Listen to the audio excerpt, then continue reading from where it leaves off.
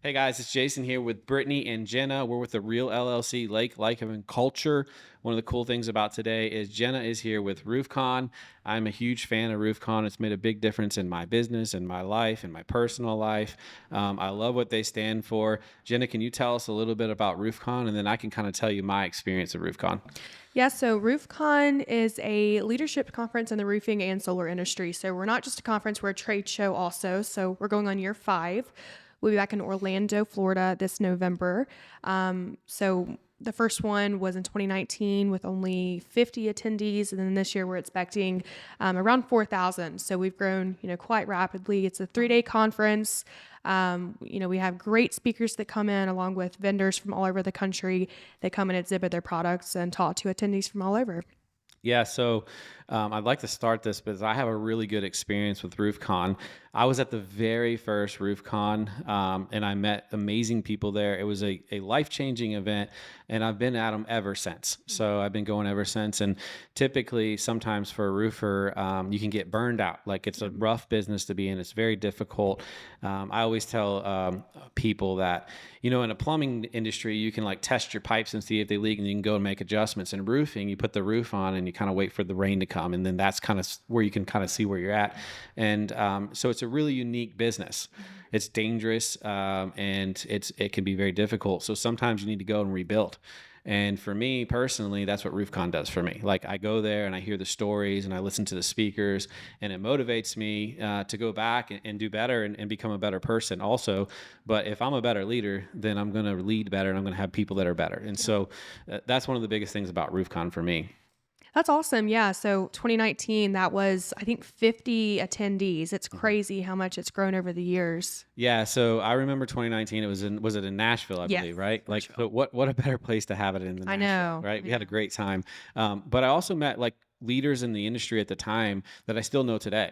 So there was a big impact on that. But one of the crazy things about it is, I always loved culture, and I was trying to figure out how that would work in an industry. It doesn't have culture. And so then I brought that back here. And I think at the time we were like a $12 million roofing company. And now this year our goal is, and we're kind of pushing towards 36 million. Wow. So I credit most of that to learning about culture. Like, quit focusing on the dollar amount and focus on the people. And that really made a massive difference. But I feel like I'm a little different. I feel like most people go and they figure out how to bring that culture into their sales team, into their office, into their business, but they neglect the guys that actually put the roof on. So I actually did it a little bit backwards. Everybody's included, but I actually went really hard on culture for the guys installing the roof. And one of the reasons being is I just respect that job so much. I don't think I've ever been in an industry where guys work just as hard as they do.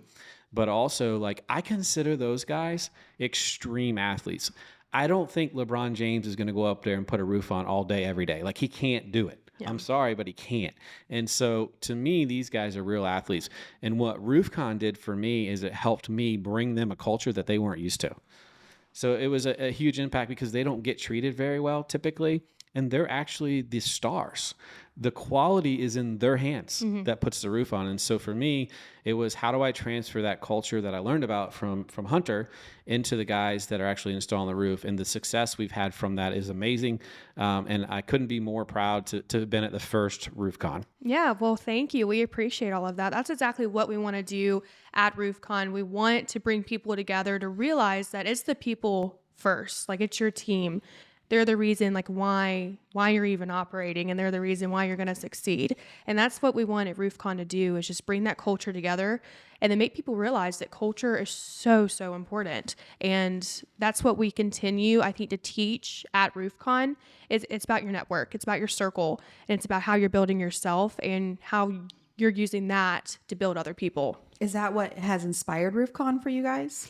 I definitely think so. We wanted to bring something to the industry that really hasn't been there. And we want to promote that culture and the networking and just meeting people in the industry, the like-minded individuals that are looking to grow professionally, but also personally. And that's our mission. That's our integrity, leadership, legacy. Those are our 3 core values. And that's what we want to stick with at RoofCon. So I think that it started out with that goal, that purpose in mind. And then each year, I think it shifts, and then it's impact over income. That's what we're always wanting for that. Man, I really like that. I think there's a couple more areas that you can actually go with that. Like, being a leader in our area and really focusing on quality and like doing the right thing, like it sometimes can seem like you're the only one, right? So when they invented RoofCon, now I could go to an event where there's like-minded people, Yeah. right? Like, and I can know that I'm not the only one out there that has the same goals and aspirations as some. So like for me, I really enjoyed, like, I'm going to stay in this fight. Like I kept seeing roofers get out of the roofing industry because of what was going on in the industry. It really wasn't the most integrity-based industry. And then when I could realize that there was other people out there like me, and it really encourages me to stick out and keep going with it. And then going back every year to just fulfill me and like make sure that I'm ready where I need to be as a leader. But basically another thing that we ended up doing with, I think that you guys might not know the reach that you actually have in RoofCon. How far does RoofCon actually reach? And for me, we actually took the culture and we reached even further, where we started affecting the families that actually work for us, the kids, the daughters. And we took it even further where like we do a Christmas party every year and we actually have the roofers there, like the ones that install the roof, but we have their family there. We have their kids there. We have gifts for the daughters, and the kids really focused on the spouse also. So like if we can get them on board, we can change their life. It's going to encourage the person that's working for us.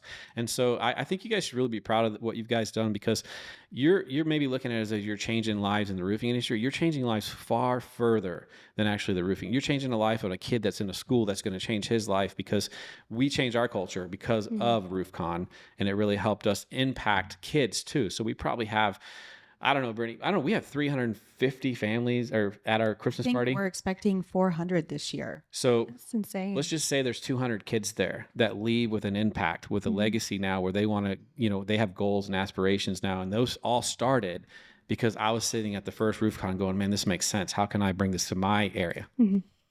Oh, So the next thing that I was thinking too was like this year when I went back, like I really was at a point where I was just like burnout. Yeah. And I can't remember the speaker, but he didn't have any legs and any arms. And Yeah, Nick Santastasso. Yeah, He's so- amazing. I probably think about that daily now. Yeah. Like whenever I'm having a bad day, man, that was tough. Like I actually feel like emotional about it now. Like even today, like if I'm having a bad moment or a bad day, that's usually the first thing I think of. Like this guy has a positive attitude and there's no reason for him to have that. Like I feel like he's been through a lot.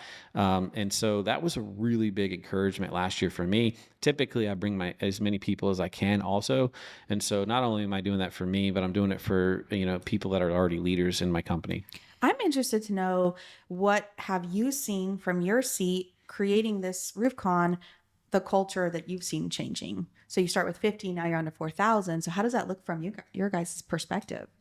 We ask, like, how do we get so lucky, I guess, from in such a short period of time? Because you have, these big events that have been around for years and years. And with us going on year 5, we ask ourselves, like, what are we doing? And then how can we get better and better every year? And how can we make these improvements with the conference to make us keep growing and make us keep going up? And I started with the company back in 2021. And ever since then, like, I've seen such a shift, like every year. And the attendees, they're awesome. There's nothing like a RoofCon attendee, and just the level of friendships that we're able to make. And I think that with the culture, every year we have people that have different testimonials and different experiences, kind of like yours, of how after you came to RoofCon, you saw a difference in your culture. And I think that every year we want to bring in these speakers that definitely hit on the same, the core values, the leadership. But every year we want to bring in something different. And I think that there's the level of speakers and the education, the breakout sessions. I think there's something different every year that we bring to RoofCon. And I think that's what makes us keep growing, is because we're changing every year, but yet we're staying the same. We're improving on everything that we did the previous year. And when I started in 2021, I was the events manager, and then now I'm the director of events. So I get to see the conference from the start to the finish. And I see everything that goes into planning a 3-day event for a full year. And it's the greatest blessing that I could have ever imagined, being only 25 and getting to lead, a conference of this size. It's crazy, but I'm so blessed to be able to be in this position and to see the culture and just hear people's experiences with it, to know that we're making an impact. So talking about impact, let me go a little bit further, because I always like to see the far reach of an impact too. I was going to say another thing too. Not only are you helping families and changing culture and probably changing, by the time this is over, with millions of kids and maybe their futures, but also my number one goal is always, how do I save homeowners from bad roofers, right? And so in the meantime, we're actually saving homeowners too. Like, they're actually, our culture is like bleeding out, that everybody can see it. So even the homeowners are like, hey, this has impacted me, or maybe they got a better job, or maybe they didn't have to put a roof on twice because they went with a better contractor, because we have better quality work, because we had a better culture. Like, so I think it actually transfers all the way to the person buying a roof.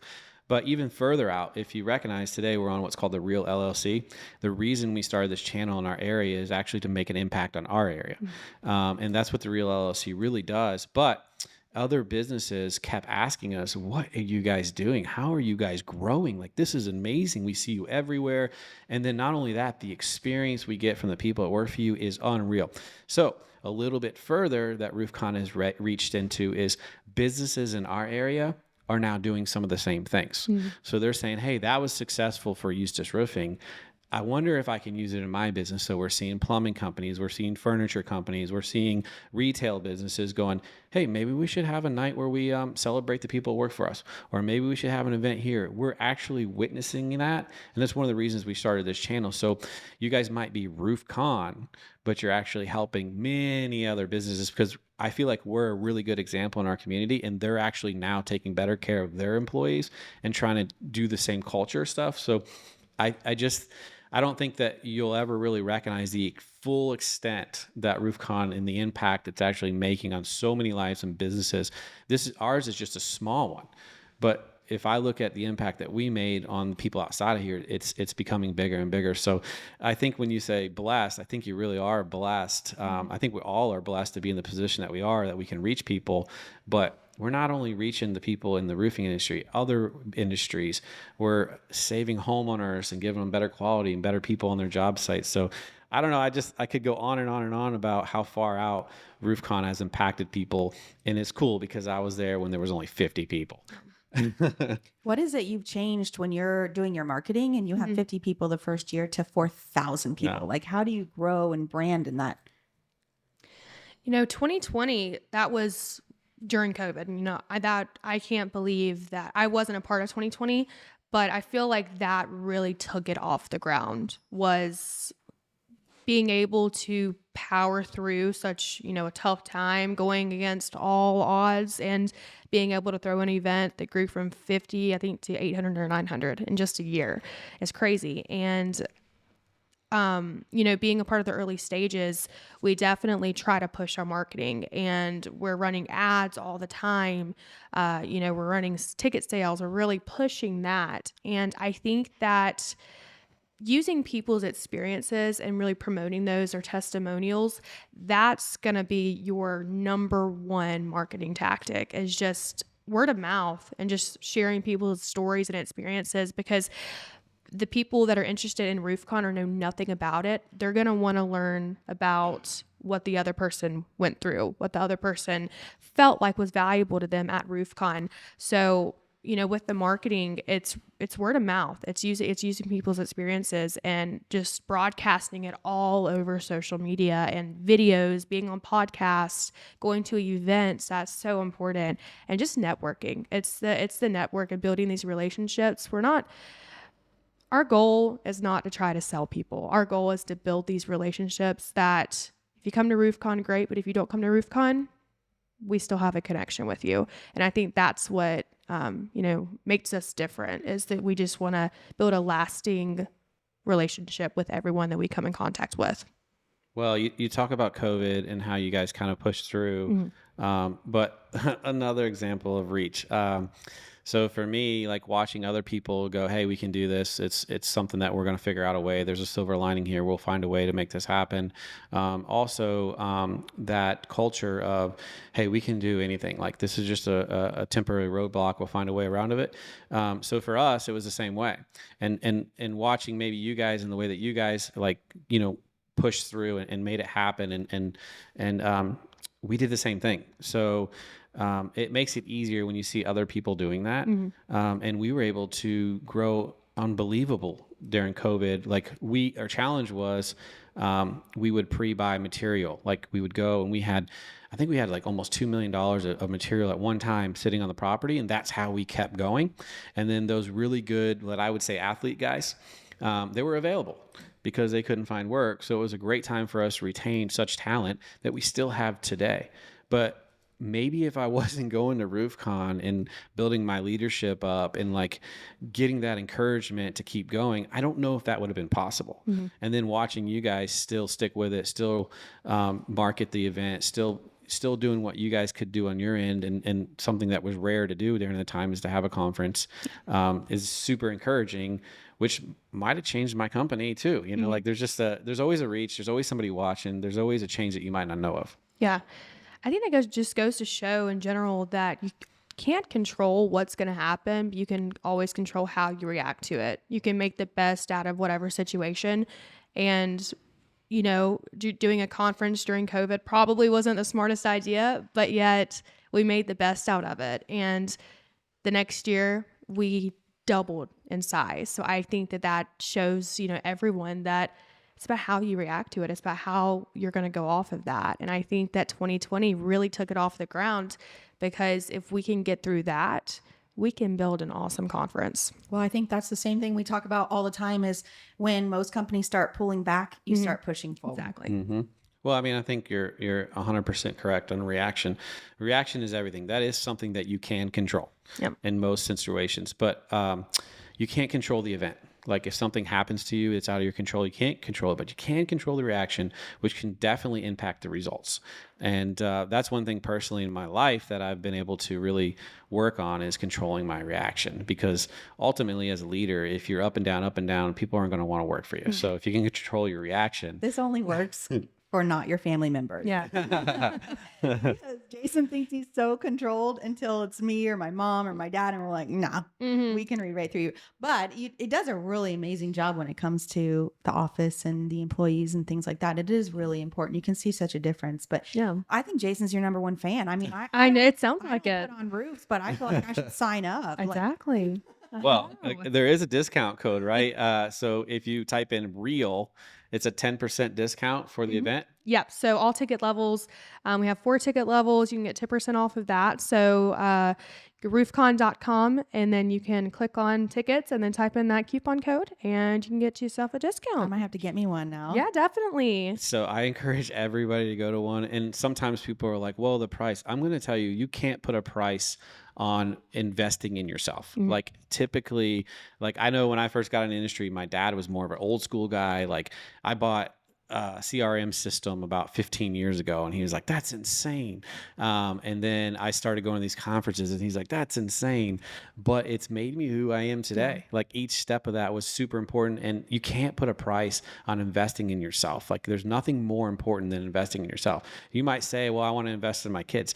Well, if you're not where you need to be, you can invest in your kids all you want, but you need to be that leader for your kids. You need to be where you need to be, like healthy. You have that culture that you need to promote your kids. So to me, I can't think of a better way to change your life, your family, your business, your surroundings, the environment that you work in, than going somewhere that teaches you to build yourself up and the culture that you're going to bring back.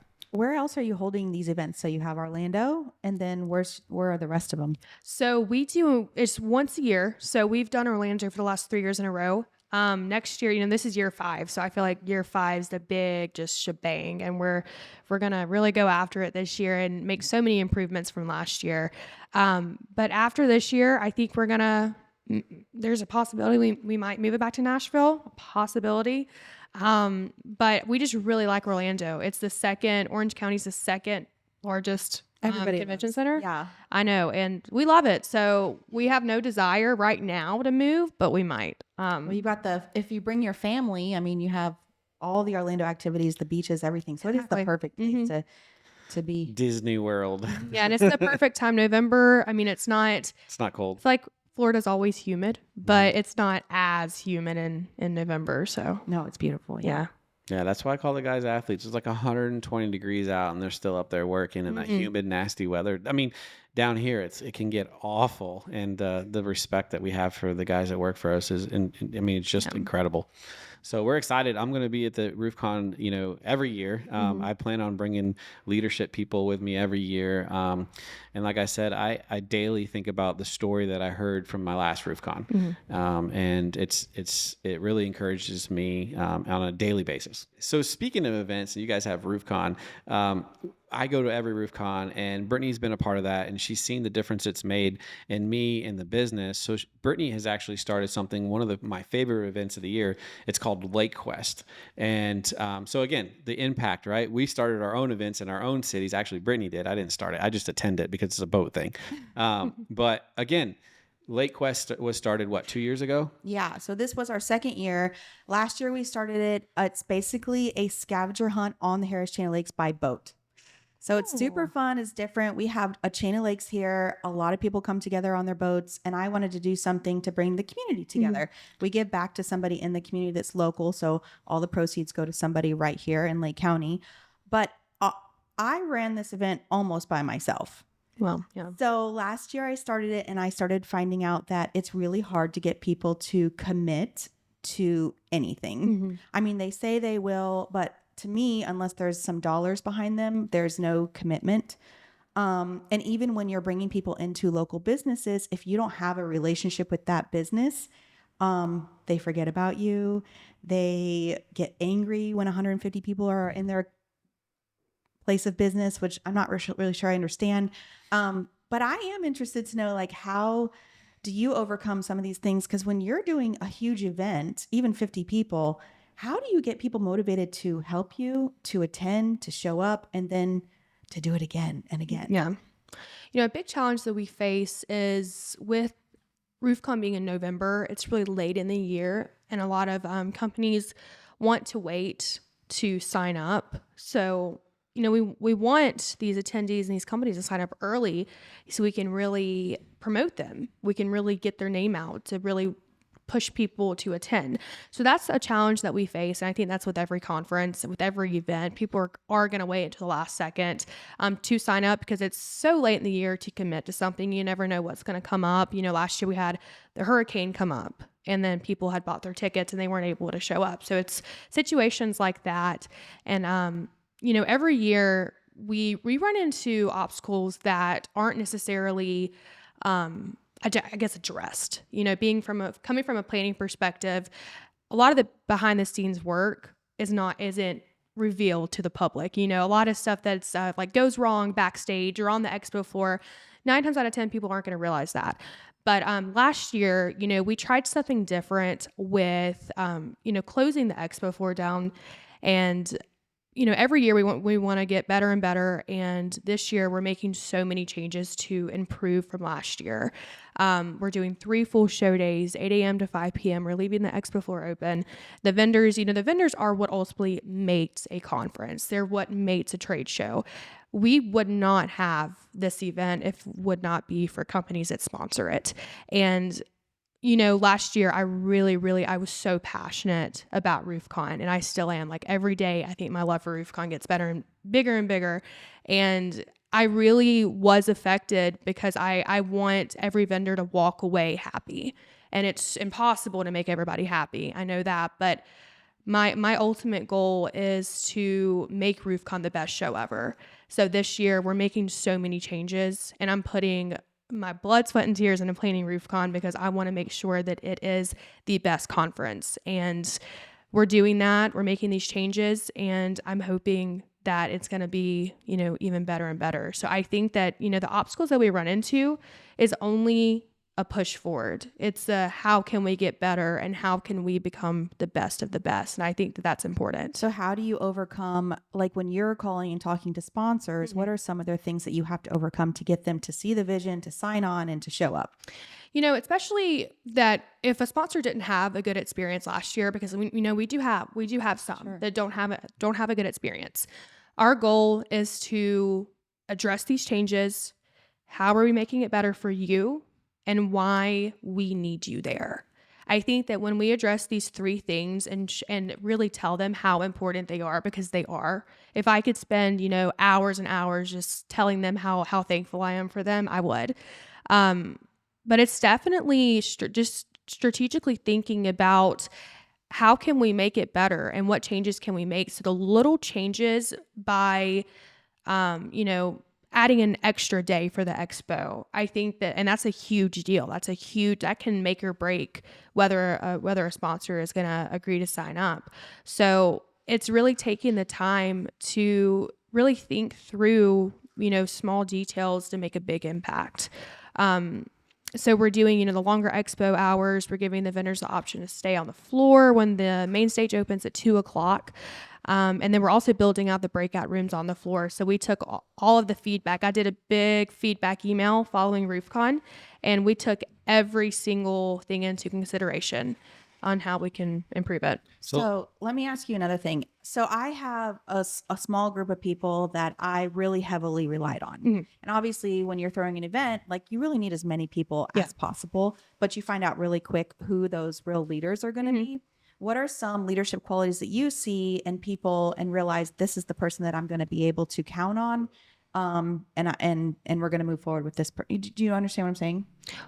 So I think that, are you talking about the vendors or talking about just like a team? Like your team. Okay. The team that's putting this together, because at the end of the day, I think most of us, Jason included, that if something's going to get done, it's usually me. Yeah. Right. But you can't do that when you're running this kind of huge event. What kind of qualities are you finding in people that you can rely on?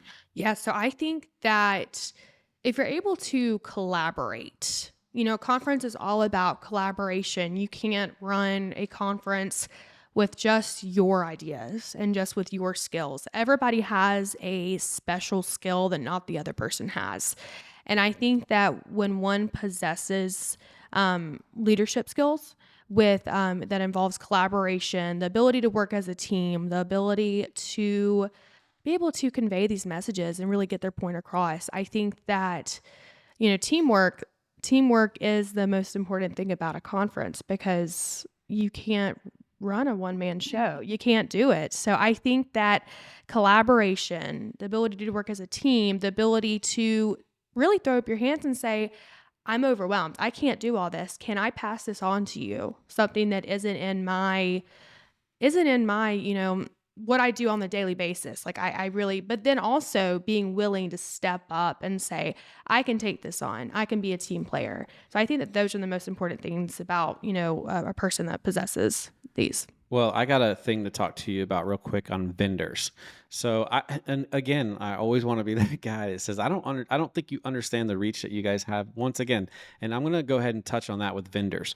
So with vendors, what I believe, and as far as a roofer standpoint, right? I'm coming to your event as a roofer. I'm a customer, right? When I come to your event, I have this thing where I'm going to trust the vendors at your event more than most events, right? Because automatically I'm going to go, hey, Hunter's a good guy. He has a really good culture. I've got a pretty good feeling he's going to vet a lot of the vendors. Like he's not going to just let any vendor in his event, right? So one of the things that takes most of my time is vetting systems before I use them, right? Like, and that's my family time. So when I leave here, I'm like looking into different systems and things that I could use in my business.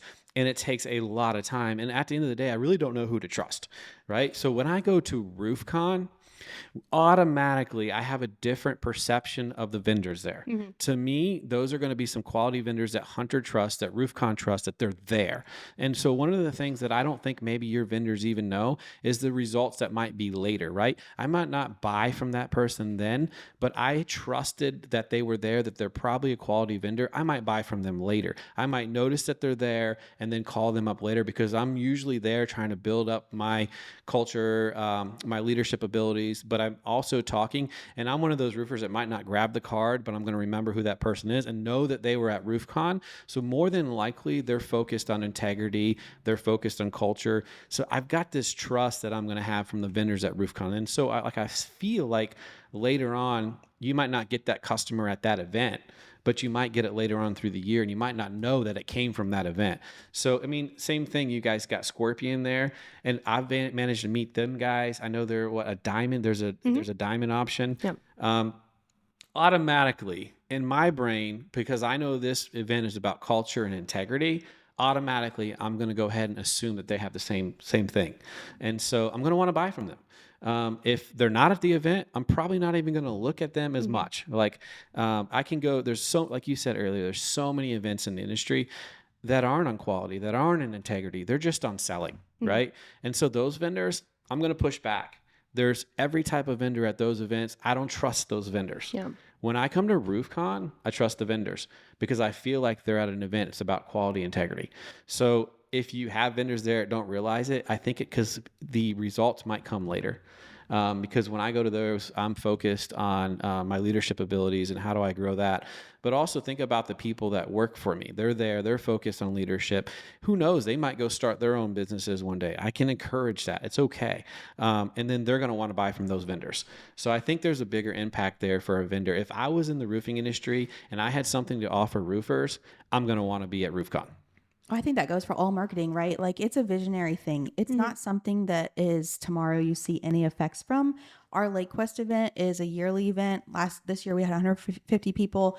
We're running around downtown with stickers and telling people who we are, and people still don't know who we are. It's crazy, but it's such a long-term goal. You have to be able to see past the right nows, right? But I'm interested in knowing, like, how do you vet these sponsors? How do you vet the people that are coming in and setting up at your event?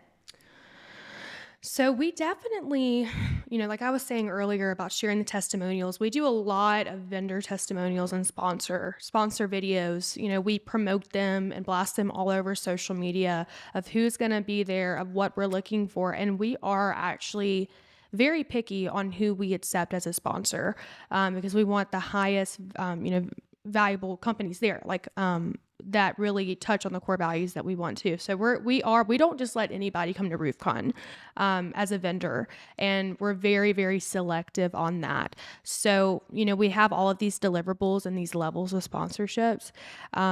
But it's really just sharing it all over social media of these experiences, and, with the marketing, going to these events, doing special discounts for events. I think that's important, of when we go to other trade shows, of doing, show exclusive discounts that are only valid for that show.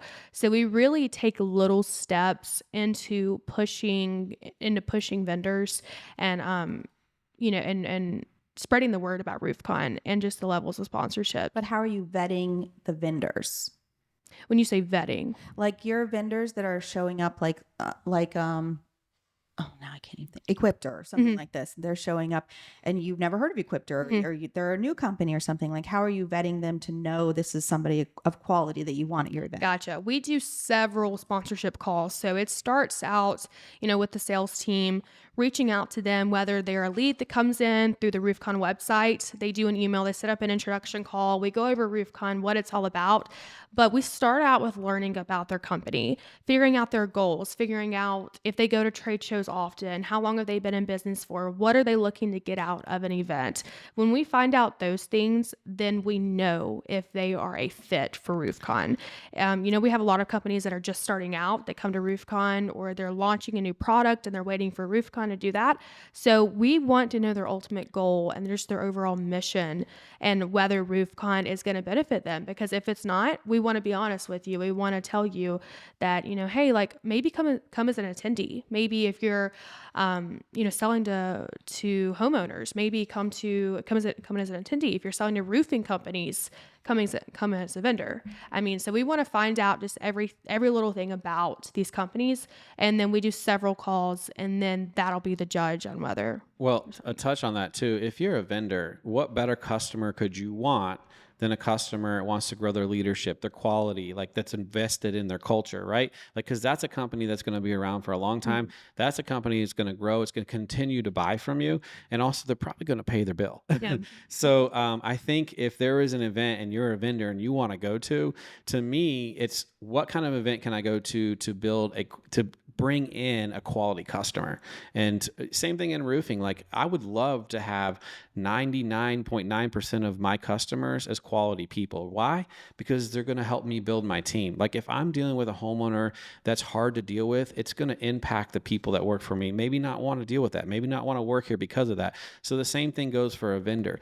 You're actually the middle person, right? Like the vendor actually is benefiting huge because they're getting a quality customer, somebody that's going to be a long time customer. It's going to maybe see the results of what they're doing. But on the hindsight of it too, you're actually, as a customer, you've got a group of vendors that you're probably going to more likely trust because they've been vetted better or they're trusted by RoofCon. So I think it's a win-win for both.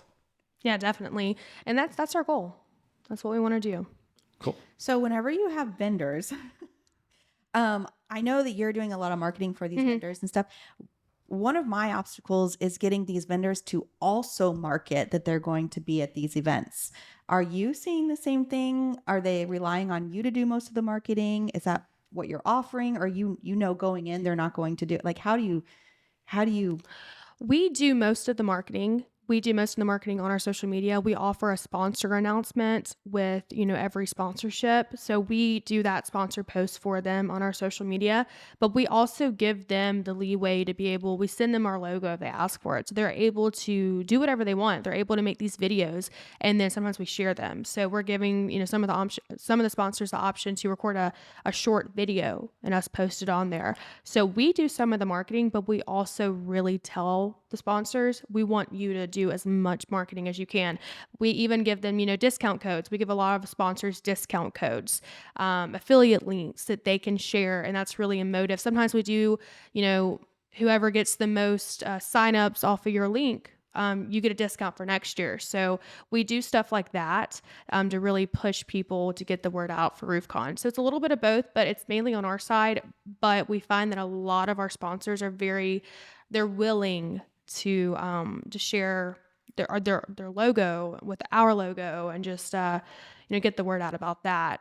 So it's both, but we definitely push marketing on our side, but we also want them as well. All right, so we're talking about like price. What does it cost to actually build yourself, like to develop more leadership? And to me, like I said earlier, like I don't think there's a way to really put a dollar amount on building yourself, like investing in yourself. So when it comes to RoofCon, what are different types or levels somebody could look for that's going to RoofCon? Yeah, so whether you're a first-time attendee or somebody that has, been since day one or they were there last year, I think that each ticket level, we have 4 different ticket levels, and I feel like each one is going to be just as valuable. I always say do at least GA if it's your first time, but we are doing free expo tickets, and that'll give you access just to the trade show floor to be able to talk to the vendors. So we're actually pushing those quite a lot this year, to roofing companies in Florida and throughout the country as well. But Expo is completely free. You're able to access, 250 vendors and be able to talk to them, make these connections, get free swag. And we're also doing an option where you can get access to one breakout session to listen to, our platinum sponsors that are giving a breakout session. It won't give you access to the main stage. So that's why I say if you're a first time attendee, do at least GA. That's going to give you full conference access to our speakers, our panels, industry speakers, everything. VIP, the highlight of that is the VIP party on the last night offsite, and then Platinum's going to give you just everything. The Platinum Q&As with the headliners to be able to ask, speakers like Tim Tebow that we had last year, one-on-one questions, access to the Platinum Lounge. I mean, that's going to give you just the best seating, so everything. And then, while we have these attendees doing the tickets, we also have the different levels of sponsorship. So we have silver, gold, and platinum. And then this year we created category exclusive sponsorships. So whether you are looking to just come as an attendee, maybe next year come as a vendor, We always have, special pricing throughout the year, and we're running we ran a sale last week, the special Memorial Day sale, and you never know, we might, decide to do more sales. I know that we will.